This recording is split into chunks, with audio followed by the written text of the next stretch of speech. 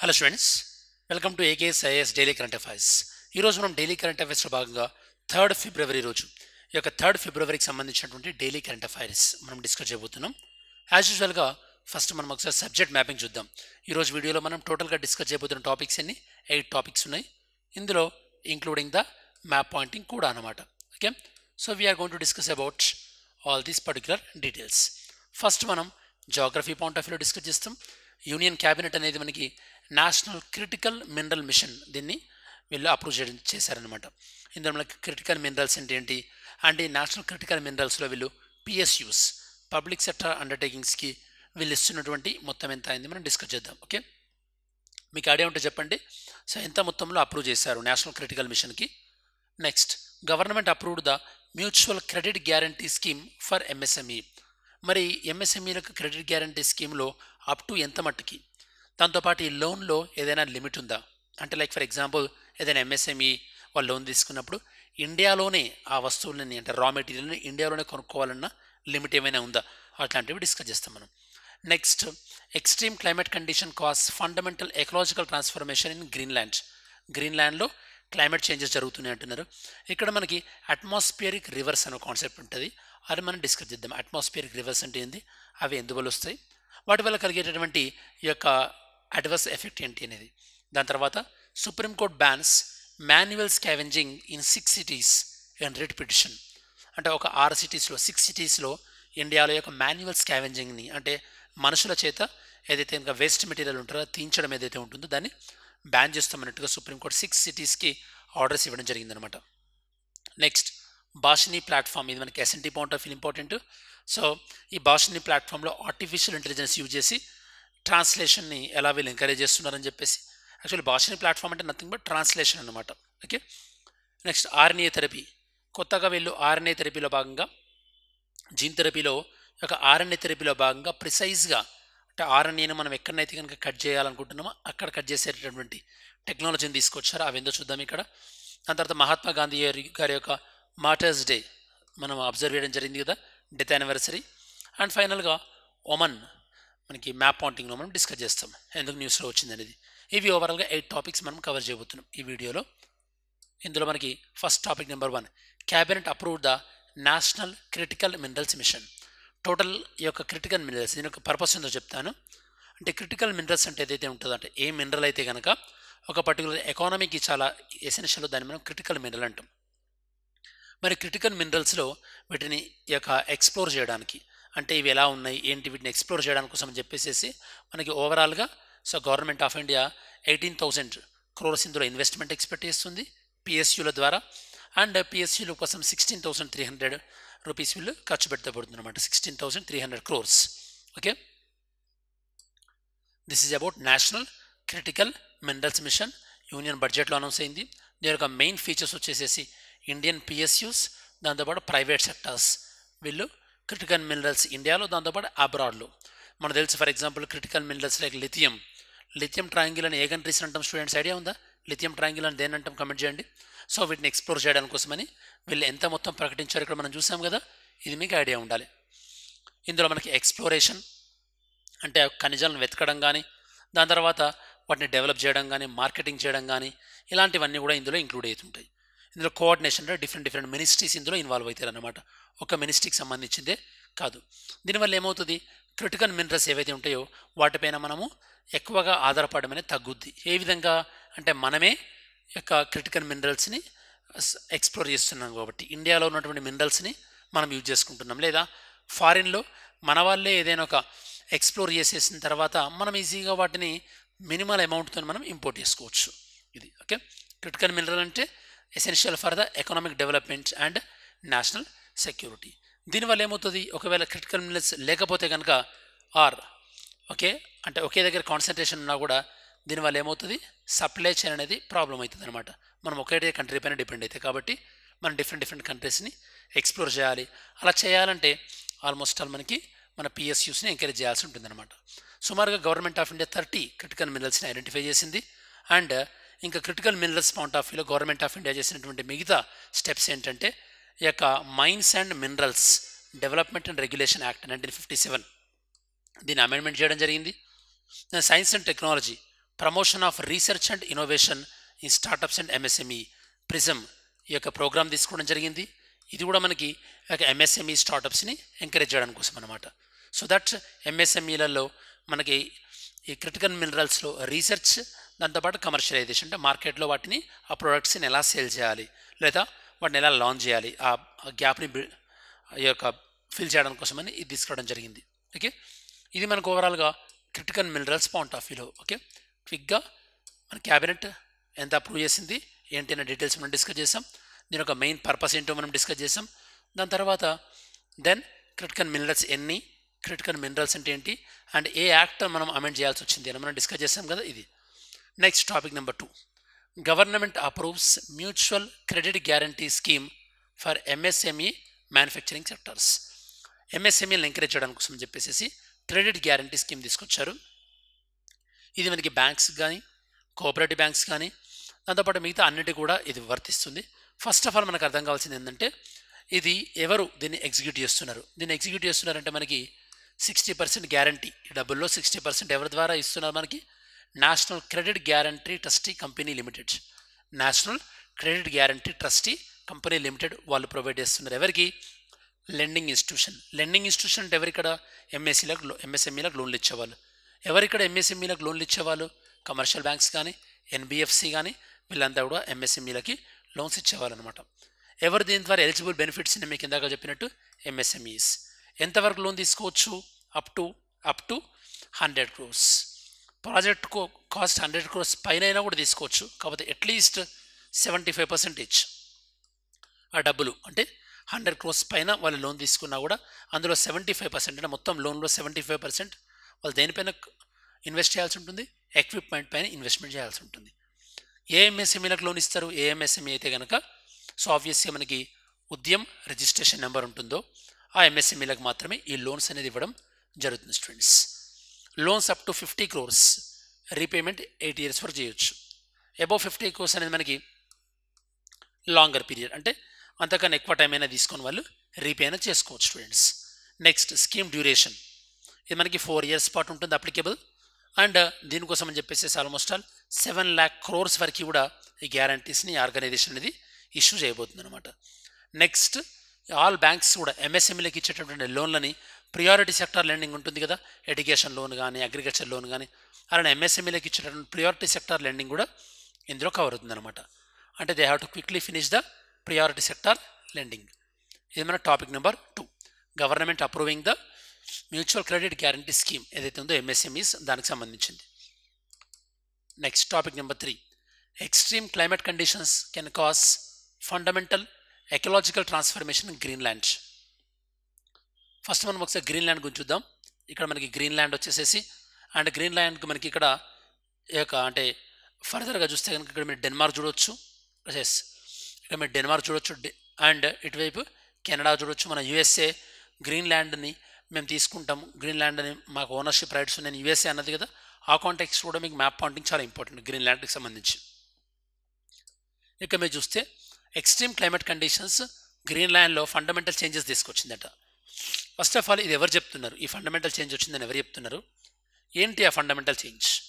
ఎలాంటి climate change అనేది తీసుకొచ్చింది చూద్దాం ఒకసారి. First of all a study published in where proceedings of the national academy of sciences. వీళ్ళేం రిలీజ్ చెప్పారంటే, యాక్చువల్లీ గ్రీన్లాండ్ అనేది ఇన్ని రోజులు కార్బన్ సింక్ ఉండేది, అంటే అట్మాస్ఫియర్లో ఉన్న కార్బన్ని అబ్జర్వ్ చేసుకునేది. ఇప్పుడు కార్బన్ సోర్స్ అయిపోయింది, అంటే అక్కడ నుంచి కార్బన్ ఎమిషన్స్ వస్తున్నాయి అంటున్నారు వీళ్ళు. చూడండి ఇక్కడ, సో గ్రీన్లాండ్ లేక్స్ ఏవైతే ఉన్నాయో అక్కడ లేక్స్ కార్బన్ సింక్ నుంచి ఏ విధంగా తయారైనాయి? మనకి సోర్స్ ఆఫ్ కార్బన్గా తయారైనాయి. ఆల్మోస్ట్ కార్బన్ ఎమిషన్స్ అనేవి 350% పెరిగినాయి. ఓకే, ఇంకేమంటున్నారు వీళ్ళు ఇక్కడ? ఎస్పెషల్లీ వెస్టర్న్ గ్రీన్లాండ్ లేక్స్ 2002 తర్వాత ఇలా జరిగిందంటున్నారు. ఎందువల్ల జరిగిందంటే ఇది మనకి అట్మాస్ఫియరిక్ రివర్స్ వల్ల జరిగింది. అట్మాస్ఫియరిక్ రివర్స్ అంటే ఏంది అంటే, సేమ్ మనం ఎలా అయితే మనకి రివర్స్ అనేవి ఒక వాటర్ ఒక ఫ్లోలో వెళ్తే రివర్ అంటాం కదా, అలానే అట్మాస్ఫియర్లో కూడా ఎయిర్ అనేది ఒక ఫ్లోలో వెళ్ళినప్పుడు దాన్ని మనం అట్మాస్ఫియరిక్ రివర్స్ అంటాం. ఓకే, ఈ అట్మాస్ఫియరిక్ రివర్స్ అనేవి మనకి ఏం చేస్తాయి? మెయిన్గా మనకి వాటర్ వేపర్ని క్యారీ చేస్తాయి. ఈ క్యారీ చేసినటువంటి వాటర్ వేపర్ వల్ల ఏమవుతుంది? మనకి అక్కడ టెంపరేచర్ పెరిగి అక్కడ రెయిన్ ఫాల్ అనేది అవుతుంది. ఈ రెయిన్ఫాల్ వల్ల సడన్గా ఫ్లడ్స్ వచ్చేటటువంటి అవకాశం కూడా ఉంది. దాంతోపాటు అక్కడ ఉన్నటువంటి లేక్స్ కూడా సో కరిగిపోయే అవకాశం ఉంది.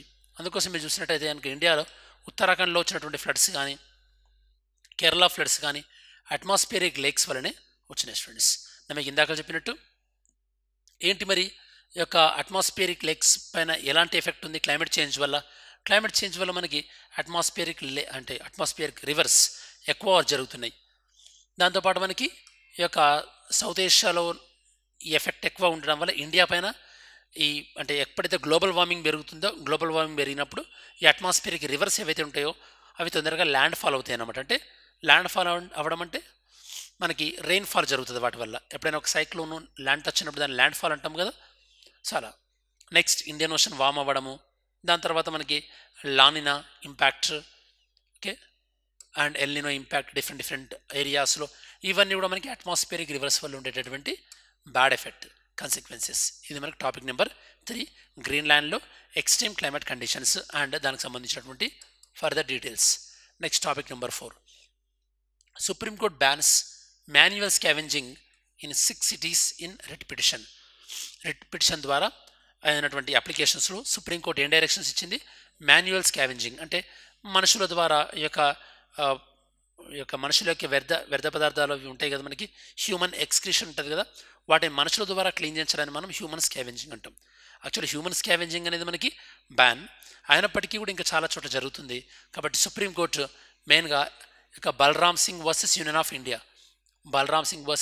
ఇండియా కేసులో సుప్రీంకోర్టు ఏం చెప్పిందంటే మీరు ఈ మాన్యువల్ స్కావెంజింగ్ ఏదైతే ఉందో అది కంప్లీట్గా ఆపేసే విధంగా డైరెక్షన్స్ ఇస్తున్నామని చెప్పేసి 6 సిటీస్కి ఇవ్వడం జరిగింది. ఓకే, అందులో ఢిల్లీ, ముంబై, చెన్నై, కలకత్తా, బెంగళూరు, హైదరాబాద్ మెయిన్ సిటీస్ అన్నీ కూడా. మాన్యువల్ స్కావెంజింగ్ అంటే నేను మీకు చెప్పాను. మాన్యువల్ స్కావెంజింగ్ని ఇండియాలో రెగ్యులేట్ చేసేది employment of manual scavengers and prohibitions act 1993. ఈ యాక్ట్ అనేది రెగ్యులేట్ చేస్తుంది అనమాట. ప్రజెంట్ డేటా ఏదో ఇక్కడ ఇచ్చాను. ఓకే, మెయిన్గా ఈ యొక్క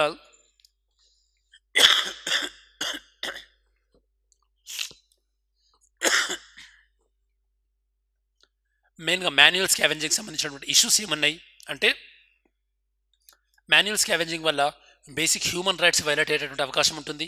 దీనివల్ల హెల్త్ రిస్క్స్ వచ్చేటటువంటి అవకాశం ఉంటుంది. దాంతోపాటు సమాజంలో ఒక పర్టికులర్ క్యాస్ట్ వాళ్ళకి ఈ యొక్క మాన్యువల్ స్కావెంజింగ్ని లింక్ చేసేటటువంటి ప్రయత్నం జరుగుతుంది అంటారు. ఇందులో మనకి వైలేట్ అయినటువంటి కాన్స్టిట్యూషన్ ప్రొవిజన్స్ ఏంది?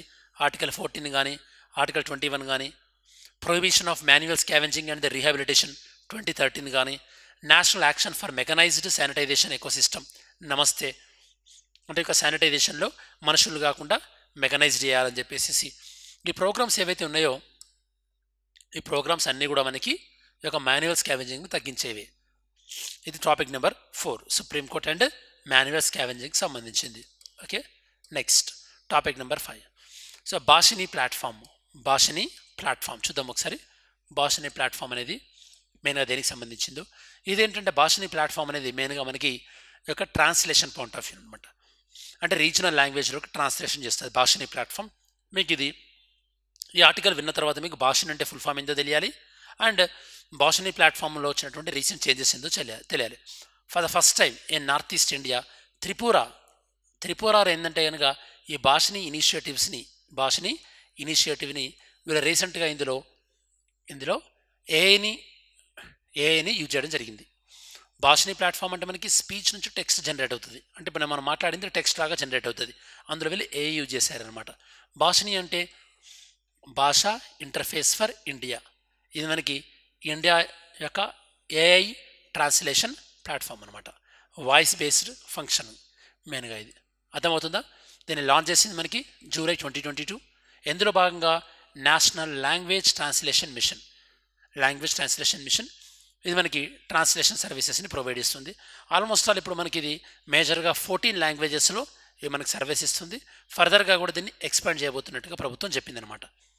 దీనికోసం అని చెప్పేసి గవర్నమెంట్ ఆఫ్ ఇండియా ఆల్రెడీ మనకు ఒకటి డిజిటల్ ఇండియా కార్పొరేషన్ ఆధ్వర్యంలో ఇది నడుస్తుంది. మనకి డిజిటల్ ఇండియా కోసం అని చెప్పేసి డిజిటల్ ఇండియా కార్పొరేషన్ తీసుకొచ్చాం కదా, వాళ్ళ ఆధ్వర్యంలో ఈ యొక్క భాషిని ప్లాట్ఫామ్ అనేది మనకి ఎగ్జిక్యూట్ చేస్తారన్నమాట. ఇది మనకి భాషిని ప్లాట్ఫామ్ సంబంధించింది. నెక్స్ట్ మనం డిస్కస్ చేయబోయేది ఆర్ఎన్ఏ థెరపీ. సో రీసెంట్గా మనకి ఆర్ఎన్ఏ బేస్డ్ ప్రెసిషన్ టెక్నిక్స్ అనేవి తీసుకొచ్చారు. దేనికోసమని అంటే ఈ యొక్క జెనెటిక్ డిజార్డర్స్ని అడ్రస్ చేయడానికి. ఈ జెనెటిక్ డిజార్డర్స్ అంటే ఏంది అంటే మన హ్యూమన్ జెనెటిక్ మెటీరియల్లో ఎక్కడనైతే కనుక ఒక బేస్ పేర్ అంటాం కదా మనం, అంటే జెనెటిక్ మెటీరియల్ ఎక్కడనైతే కనుక సరిగ్గా ఫంక్షనింగ్ ఉండదో దాన్ని ఆ పార్ట్ మట్టుకే కట్ చేసి అక్కడ వేరేది ఇన్సర్ట్ చేయడానికి మనం నార్మల్గా క్రిస్పర్ క్యాస్నైన్ అనేది వాడతాం కదా, దాని బదులు ఇక్కడ వీళ్ళు కొత్తగా ఆర్ఎన్ఏ బేస్డ్ యొక్క థెరపెటిక్స్ అంటే కొన్ని కొత్త టూల్స్ని వీళ్ళు డెవలప్ చేశారనమాట. ఆర్ఎన్ఏ థెరపీ అంటే మనకి మెయిన్గా ఆర్ఎన్ఏ బేస్డ్ మాలిక్యూల్స్ని వాడతాం. ఎస్పెషల్లీ పర్టికులర్ జెనెటిక్ మెటీరియల్ని కట్ చేసి అక్కడ వేరే దాన్ని ఇంట్రడ్యూస్ చేయడానికి అనమాట. సో ఇది మనకి సేఫర్ ఆల్టర్నేటివ్స్. ఎందుకంటే మనం డిఎన్ఏ బేస్డ్ వాడినామనుకోండి ఏమవుతుంది, మనం కలగజేసేటటువంటి చేంజ్ ఏదైతే ఉంటుందో అది పర్మనెంట్, మళ్ళీ మనం దాన్ని ఇర్రివర్సిబుల్. అది ఆర్ఎన్ఏ యూజ్ చేసినాం అనుకోండి మనకు టెంపరీగా మార్చి మళ్ళీ మనం వద్దనుకున్నప్పుడు మనం ఒరిజినల్ పొజిషన్కి వెళ్ళొచ్చు అనమాట. ఆర్ఎన్ఏ ఎడిటింగ్ అంటే applications, RNA tools applications, RNA editing with ADAR enzyme, ఇది మనకి రెటినాల్ సంబంధించింది. ఎప్పుడైతే మన రెటినాలో ఉన్నటువంటి ప్రోటీన్ సరైన ప్రొడక్షన్ కాదో అప్పుడు ఈ థెరపీ ద్వారా మనం ఆ ప్రోటీన్ ఎక్కువగా ప్రొడక్షన్ అయ్యేటట్టు మనం చేయొచ్చు.